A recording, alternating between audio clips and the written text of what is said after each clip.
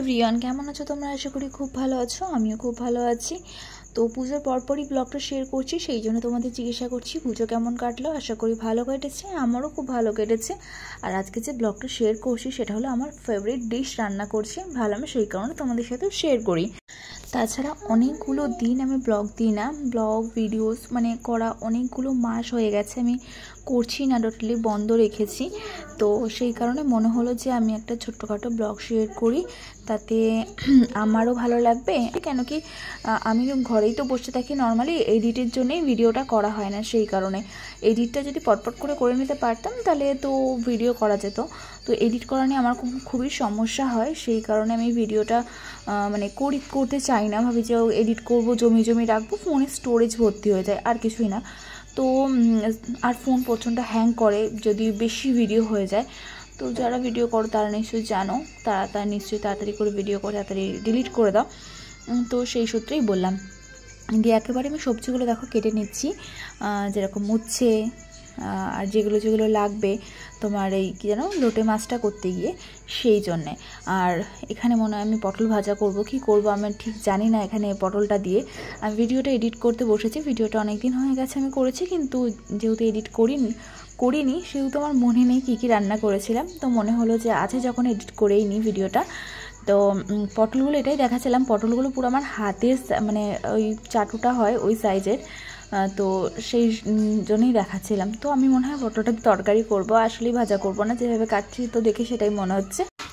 লোটে মাছ মানে একটা মানে আলাদা ব্যাপার। আমি কিন্তু আমার বাড়ির মানে লোটে মাছ বলে যে যারা বাঙাল তারা খুব পছন্দ করে লোটে মাছটা, ঘটিরা পছন্দ করে না। তো আমি ঘটি আর বাঙাল দুটো মিলিয়ে, আর আমার শ্বশুরবাড়ি হলো বাঙাল, তো আমার কোনো দিক থেকেই কোনো সমস্যা হয় না লোটে মাছটা খেতে। অনেকের মানে লোটে মাছটা খেতে ভালো লাগে না, আবার বেশিরভাগ অনেকেরই ভালো লাগে। তো আমার তো অনেক বেশি ভালো লাগে, আর গোটা লোটে মাছটা খেতে তো আরও বেশি ভালো লাগে। তো সেই জন্যই ভাবলাম যখন করছি একটু শেয়ার করিনি। আর আমি ফার্স্ট টাইম রান্না করছি লোটে মাছটা, তো সেই জন্য আরও বিশেষ করে এই ভিডিওটা আমি ছাড়লাম। কেন কি নতুন বাড়িতে আসার পরে সব নতুন আমি ডিশ রান্না করছি। কেন কি এর আগে আমার রান্না বান্না ঠিক মানে করা হতো না। কেন কি আমি বেশিরভাগ সময়টাই আমার মায়ের কাছে থাকতাম, মানে আমার মায়ের বাড়ি থেকে আমার বরের অফিসটা অনেকটাই কাছে, সেই কারণে আমার মায়ের কাছে বেশি থাকা হতো, আর মাই রান্না করতো। আর শ্বশুরবাড়িতে যখন যেতাম তখন শাশুড়ি রান্না করতো। তো সেই সূত্রে আমার তেমন একটা রান্নাটা বেশি একটা করা হয়নি। তো আমি যখন নিজে রান্না করছি, তো সেই জন্যেই আমি ভিডিওটা করলাম। ফার্স্ট টাইম রান্না করছি লোটে মাছটা। আর আমি তো সব রান্না মায়ের থেকে জানছি, আর ইউটিউব, সব থেকে মেন হলো ইউটিউব। কেন কি মাকে সবসময় ডিস্টার্ব কী করবো, মাকে যেটুকুনি পারি জিজ্ঞাসা করে নিই, মা আমাকে হেল্প করে, কিন্তু নিজের চোখে দেখে রান্নাটা একবার চোখে দেখে নিলে মনে হয় যেন সুবিধা হয়। তো সেই সূত্রে আমি ইউটিউবটাই বেশি প্রেফার করি। আশা করি সবাই তাই করে, যে রান্নাগুলো পারে না দেখে নেয়। তো আমিও তাই করি। কথা বলতে কী কথা বলবো এটাই ভুলে যাই। কেন কি ভিডিও করতে বসে একভাবে তো আমি কখনোই ভিডিও করতে পারি না। কেন কি আমার ছোট্ট মেয়ে রয়েছে, এত পাশ থেকে কথা বলে, আর আমার সুযোগ হয় না যে মানে এক জায়গায় বসে স্থির হয়ে ভিডিওটা এডিট করা। কেন কি কথা বলতে মাঝে ভুলে যাই না কি কথা বলছি, আর বারবার করে ভিডিও দেখা, ভিডিওর ভয়েস শোনা মানে ভালো লাগে না এত হতে। সেই কারণে ডিস্টার্ব হয়ে যায়। তো যেমনই কথা বলি না কেন মানিয়ে করছি নিও যারা দেখছো। তো উচ্ছেগুলোকে ধুয়ে নিলাম, এবার উচ্ছে ভাজা করব।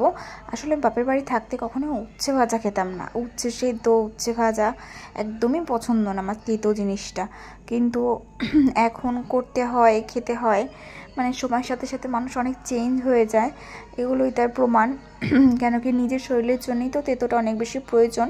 আর আমার একদম গলাটা বসে গেছে, তাই কথা বলতেও অনেকটা অসুবিধা হচ্ছে আমার। শুধু মনে হচ্ছে গলাটা বসে যাচ্ছে আর কথা বলতে পারছি না, এটাই। এবার দেখো তেলে ছেড়ে দিলাম, পটপট করতে ভাজা হয়ে যাবে।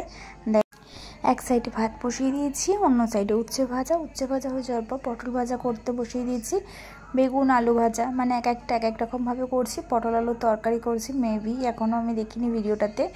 তো পটল আলু তরকারি করছি, আর এখানে তেল দিয়ে দিলাম লোটে মাছ করবো বলে আই থিঙ্ক। মশলা কষিয়ে নিচ্ছি, এদিকে মাছটা ম্যারিনেট করে রেখে দিয়েছি। পটল আলুর তরকারি, উচ্ছে ভাজা, ভাত আর মাছ, এটাই ছিল আমাদের রেসিপি আজকে। আর মাম্মামকে জিজ্ঞাসা করছিলাম কেমন হয়েছে, তো মামা বলছিল অনেক সুন্দর হয়েছে, আর আমাকে অনেক অ্যাপ্রিসিয়েট করেও যে কোনো রান্নাতে। আসলে ও ছোট্ট মানুষ হলেও ওকে সবটা বোঝে যে মা প্রথম প্রথম রান্না করছে, তো ভালো মানে বাজে হলেও ভালো ভালো বলবো, খুব সুন্দর হয়েছে এরকম বলবো। এটা আমার মনে হয় এরকম, জানি না ও কী ভেবে বলে, কিন্তু আমার মনে হয় যে ও আমাকে অনেক অ্যাপ্রিসিয়েট করে রান্না বান্নার ক্ষেত্রে। তো দেখো আমি ভালো করে মাছটাকে একদম জল জল করে ভাজছি, আর সবার লাস্টে একটুখানি ধনেপাতা ছিটিয়ে দিচ্ছি। গোটা গোটা খেতে দারুণ লাগে, জাস্ট ওয়াও। আর আজকে ভিডিওটা এডিট করছি, আর আজকেও আমাদের বাড়িতে লোটে মাছ রান্না হয়েছে, কিন্তু আজকে লোটে মাছটা সম্পূর্ণ অন্যভাবে। যেমন দইয়ের হাঁড়ির মধ্যে মা লোটে মাছটা সব কিছু দিয়ে বসিয়ে দিয়েছিল, আর খেতে জাস্ট ওয়াও হয়েছিল। তো মায়ের হাতের টেস্ট তো নর্মালি আলাদা হয়, খুবই সুন্দর হয়। আর আমার হাতের টেস্ট যারা খেয়েছে তারা বলতে পারবে, হয়তো ভালো হয় না, কিন্তু আমি চেষ্টা করি, এটাই যা। তো মাছটা হয়ে গেছে, দেখতে পাচ্ছ গোটা গোটাই রয়েছে পুরো। এবার আমি রসুন কাটবো কারণ লাল শাক করবো, লাল শাক করলে আমার রান্নাবান্না কমপ্লিট হয়ে যাবে। তো আমি ভিডিওটা এখানেই এন্ড করছি। যদি তোমাদের ভালো লাগে তাহলে অবশ্যই লাইক, কমেন্ট, শেয়ার আর সাবস্ক্রাইব করতে একদম ভুলো না। দেখা হচ্ছে নেক্সট কোনো ব্লগ বা ভিডিওর সাথে।